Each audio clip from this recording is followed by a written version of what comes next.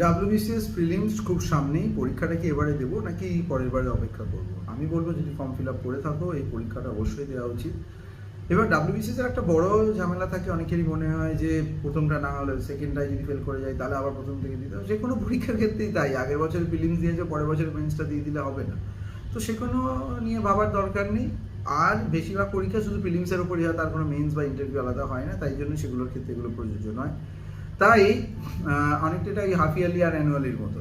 তাই আমরা চেষ্টাটা করব, আর পরীক্ষার দিনেতে গিয়ে ফেলিওর হলাম, ভালো করে উত্তর দিতে পারলাম না, কিন্তু তাড়াতাড়ি বেরিয়ে আসবো না, শেষ অবধি চেষ্টা করবো, ওই 200টা প্রশ্ন নিয়ে লড়াই করব। এই লড়াইটাই তোমাকে পরের বারে আবার যখন 6 মাস পরে 8 মাস পরে পরীক্ষাটা হবে তখন কিন্তু মনে করাবে যে ওই সময় কী কী করে উঠতে পারিনি।